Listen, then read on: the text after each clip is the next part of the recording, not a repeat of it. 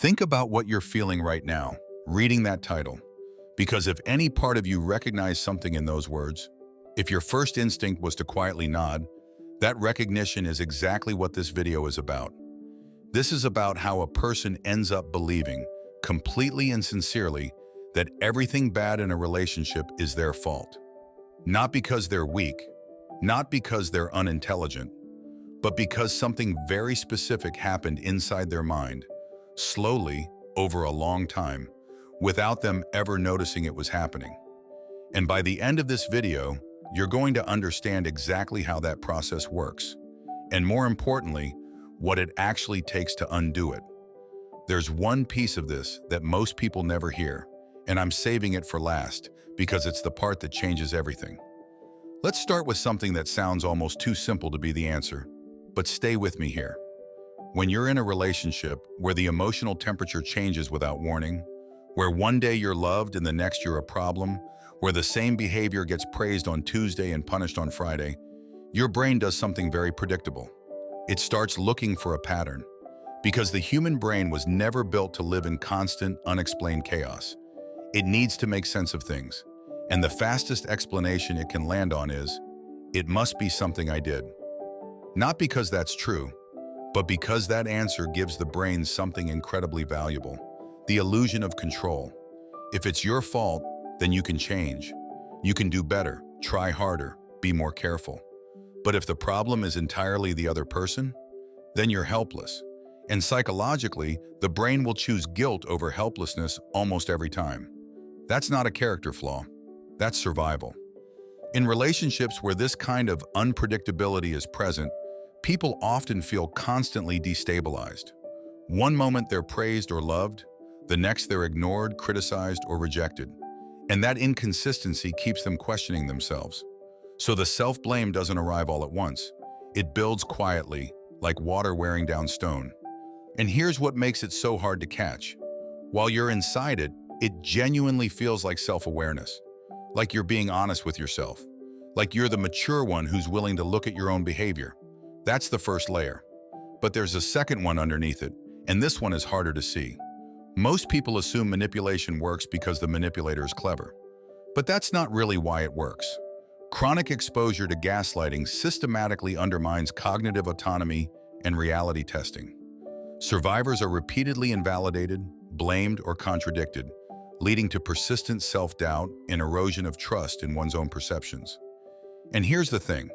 Gaslighting isn't just about someone lying to your face. It's subtler than that. It's being told you're overreacting when you're not. It's having a memory contradicted so many times that you start to wonder if you actually remember it right. It's being made to feel that your emotional responses are the problem, not the thing that caused them. Participants in research on these relationships expressed that they were constantly trying to please their partners, which resulted in emotional exhaustion. Manipulation, especially through gaslighting, caused distortions in their perceptions of reality.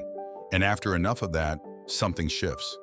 You stop waiting for the other person to tell you you're wrong. You start doing it yourself, automatically, before they even open their mouth.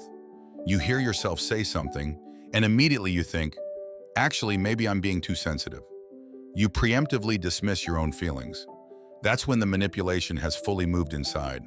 It no longer needs an external source. Now I want to tell you about the mechanism that makes all of this almost impossible to leave. And this is the part that most people don't fully understand, even after the relationship ends. Intermittent reinforcement is an unpredictable and inconsistent pattern of rewards or responses. A pattern where affection, approval, or connection is unpredictably given and withdrawn. It has profound psychological and physiological consequences, particularly when experienced in close relationships. Behavioral psychologist B.F. Skinner documented this decades ago, and it's the same mechanism that makes slot machines so difficult to walk away from. You never know when the reward is coming, so you keep pulling the lever. This creates a roller coaster of emotions, with the partner experiencing dramatic shifts between adoration and critique. These extremes stir up strong emotional responses that keep the partner hooked. By oscillating between supportive and dismissive behaviors, a narcissist can effectively keep their partner off balance, destabilizing their sense of self and reality. And here's where it gets really important. The victim is so worn down and starved of affection that by the time they receive that moment of warmth, it feels like relief. That feeling is created by the release of dopamine. The victim then associates the person with that feeling of relief from the pain, even though that person caused the pain in the first place. So you're not just in love with who they are, you're in love with how it feels when the storm finally stops. You're chasing the calm after the chaos, and your brain has learned to interpret that calm as proof that things can be good, that if you just figure out the right thing to say or do, you can get back there. Victims start to think that by improving their actions or avoiding future mistakes, they can regain warmth or approval. The mind becomes trapped in an endless loop, trying to make sense of an emotional puzzle that has no solution.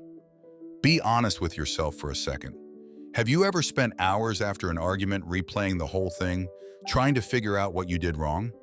Not because you were sure you did something wrong, but because finding a mistake felt better than accepting that there was no logical reason for what happened?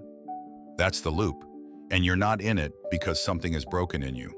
You're in it because your nervous system is doing exactly what nervous systems do when they're trying to protect you.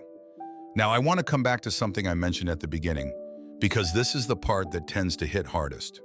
Most people, when they think about what a toxic relationship takes from them, think about happiness, about years, about opportunities. And yes, all of that is real, but it makes them question their worth in reality, and it also makes them eager and desperate to please and earn love and attention back. The deeper loss is harder to name. Over time, victims of this kind of abuse internalize the abuser's distorted narratives and self-blaming attributions. Survivors are repeatedly invalidated, blamed, or contradicted, leading to persistent self-doubt and erosion of trust in one's own perceptions. You stop knowing whether you were actually treated badly. You stop trusting whether your anger is justified. You start asking permission from other people, from logic, from anyone, to feel what you already feel. And victims often end up outsourcing reality testing to the narcissist, an unhealthy dynamic that doesn't just disappear when the relationship ends. People carry it forward, into new relationships, into how they talk to themselves, into how quickly they apologize for things that aren't their fault. That's the real damage, not the pain you felt during the relationship. It's the self-doubt you carry out of it. If any of this is landing for you right now, I want to hear from you in the comments. Not because it's good for the algorithm, though it is, but because the moment you put words to this experience, something shifts. You start to see it from the outside instead of living inside it. Drop a word, a sentence, whatever feels right. And if you know someone who needs to hear this, share it with them. Sometimes the most important thing you can do for someone is show them that what happened to them has a name. Now here's the part I've been holding back, and this is the one that actually matters most. Victims who redefined their personal boundaries and rebuilt their self-esteem express that they could establish healthier relationship dynamics in the future. This finding indicates that individuals emerging from narcissistic relationships can undergo a robust recovery process with appropriate support. But what does that actually look like in practice? Because rebuild your self-esteem sounds good and means almost nothing without context. The real work is not about becoming tougher. It's not about trusting people less or building walls. The work is specifically about learning to separate empathy from responsibility. Those two things got fused together somewhere in that relationship. You started treating someone else's emotions as your problem to solve. Their anger became your fault. Their sadness became your job. Their disappointment became evidence of your failure. And because you're an empathetic person, and empathy is genuinely a strength, you didn't question it. You just kept absorbing. When a survivor finally has the right words, coercive control, trauma bonding, intermittent reinforcement, the inner landscape shifts. Self-blame loses some of its grip. That's where recovery actually starts. Not in forgiving the other person, not in understanding why they are the way they are.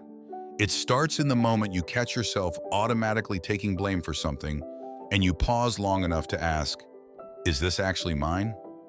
That pause is everything. Because the guilt you learned in that relationship was never really yours to carry. It was placed there, carefully and consistently, because it kept you manageable. It kept you trying. It kept you from leaving or from trusting your own instincts enough to see clearly. Your emotions are not the problem. They never were. They were actually the one thing trying to tell you the truth the entire time. And learning to hear them again, to trust that when something feels wrong, it probably is. That's not a small thing. That's the whole thing. The brain is remarkably adaptable. That's not just something people say to be encouraging. It's how neuroscience actually describes the brain's capacity for change across an entire lifetime. The patterns you learned in that relationship can be unlearned. The automatic self-blame, the hypervigilance, the habit of shrinking, none of it is permanent. It just needs something different to practice. And that starts with one honest question. Whose fault is it actually? If you want to go deeper on this, there's a video I'd recommend watching next. It goes into how empaths specifically get targeted in these dynamics and why kindness, without the right boundaries, can work against you. It's linked right after this. And if you haven't subscribed yet, this channel goes into the psychology behind relationships, behavior, and the mind in a way that's meant to actually be useful, not just interesting. So stick around. There's a lot more coming. What you felt in that relationship was real. What you lost was real. And who you were before all of it, that's still there. You just have to stop letting someone else's voice drown it out. The narcissistic abuse cycle is said to follow a cyclical pattern with stages of idealization, devaluation, discard, and re-entering. It is a distinct form of interpersonal trauma in which methods of emotional abuse, such as gaslighting, are heavily used. Emotional dependence and trauma bonding are central psychological mechanisms that explain why victims of narcissistic abuse often remain in harmful relationships despite clear evidence of harm.